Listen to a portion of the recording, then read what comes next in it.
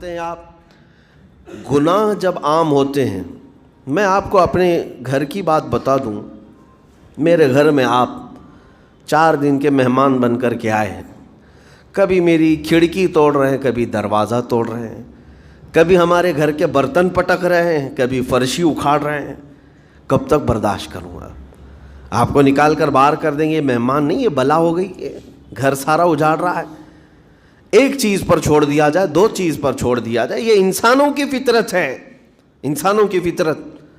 لیکن رب کائنات اپنی کائنات میں ہم بندوں کو اتارا ہے، ہم نے کیا نہیں بگاڑا، اس اپنے گناہوں سے اس کی زمین کو لال کر دیا، ہاں اس کی نافرمانی سے ہم نے اس کائنات کے رنگ کو بدل دیا، کھلے عام گناہ، ننگا پن، بے حیائی، عیاشی، سب کچھ ہوتا رہا۔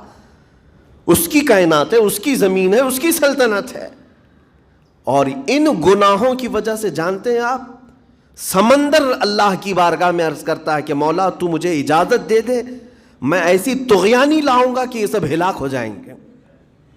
ہوائیں اللہ سے اجازت مانگتی ہیں، تو مجھے شدت دے دے، میں اتنا تیز اڑاؤں گی کہ ان کے پرخچے اڑ جائیں۔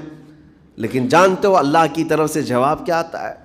سمندر کو بھی رب تعالیٰ فرماتا ہے، ہواؤں کو بھی کہتا ہے رب تعالیٰ رک جاؤ، میں میرے بندوں کے انتظار میں ہوں، میرے بندوں کی توبہ کے انتظار میں ہوں کہ میرے بندے میرے پاس لوٹ آئیں گے۔ اسی لیے اللہ کے حبیب صلی اللہ تعالیٰ علیہ وسلم ارشاد فرماتے ہیں، اللہ تعالیٰ کو سب سے زیادہ خوشی کس بات کی ہوتی ہے جانتے ہیں؟ رب تعالیٰ اپنے بندوں سے کب خوش ہوتا ہے؟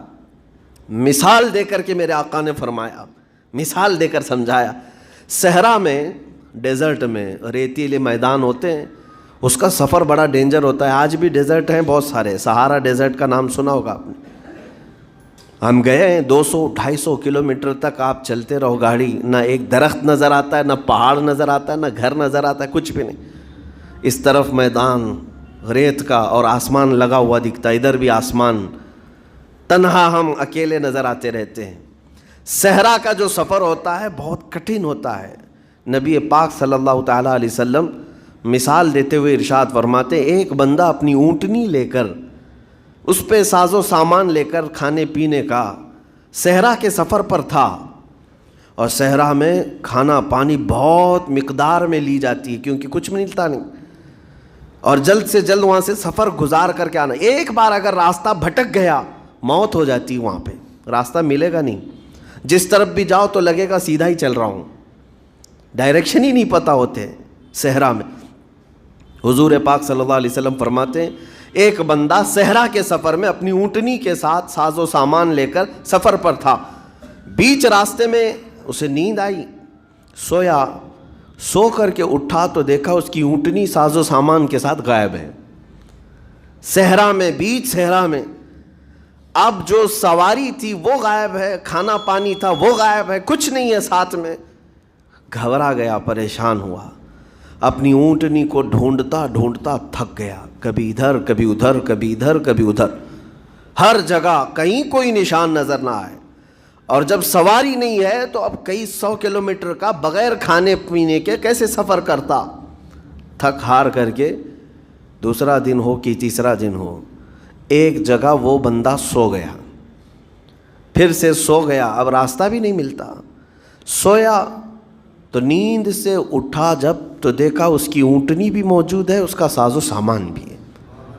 یہ مثال ہے، یہ مثال ہے۔ میرے آقا صلی اللہ علیہ وسلم صحابہ سے اب پوچھتے ہیں، اے میرے صحابہ بتاؤ اس بندے کو جو صحرا میں گمشدہ اونٹنی جس کی مل جائے اسے خوشی کتنی ہوگی؟ صحابہ کہتے ہیں یا رسول اللہ اس کی تو جان میں جان آ گئی ہوگی، کیونکہ وہ جانتے تھے صحرا کا سفر کیا ہوتا ہے۔ کہا سب سے زیادہ اسے خوشی ہوگی کہ اس کا کھویا ہوا سامان مل گیا، کھوئی ہوئی سواری مل گئی۔ میرے آقا صلی اللہ علیہ وسلم فرماتے ہیں، گمشدہ اونٹنی کے ملنے پر جیسے اس مسافر کو خوشی ہوئی، اس سے کئی زیادہ بڑھ کر کے رب تعالیٰ کو اس وقت خوشی ہوتی ہے جب ایک گنہگار بندہ واپس توبہ کر کے اس کی بارگاہ میں آتا ہے۔ رب تعالیٰ کی بارگاہ میں جب بندہ پلٹ کر کے آتا ہے، رب تعالیٰ فرشتوں پر اس بندے کو دکھا کر رشک کرتا ہے، ارشاد فرماتا ہے میرا بندہ میرے پاس آ گیا، میرا بندہ میرے پاس آ گیا ہے۔ میں نے قرآن پاک کی وہی آیت تلاوت کی ہے جس میں اللہ تعالیٰ فرماتا ہے والذین اذا فعلوا فاحشۃ او ظلموا انفسهم ذکروا اللہ فاستغفروا لذنوبہم. یہ چوتھے پارے کی آیت ہے. اللہ تعالیٰ فرماتا ہے وہ لوگ جنہوں نے برائی کر لی یا اپنی جان پر ظلم کیا یعنی گناہ کیا پھر اللہ کو یاد کر لیا اور توبہ کر لیا. اللہ فرماتا وَمَن يَغْفِرُ الذُّنُوبَ إِلَّا اللَّهُ. تو بتاؤ لوگوں اللہ کے علاوہ کون ہے بخشنے والا. لیکن شرط رب تعالیٰ یہ فرماتا وَلَمْ يُصِرُّوا عَلَى مَا فَعَلُوا وَهُمْ يَعْلَمُونَ.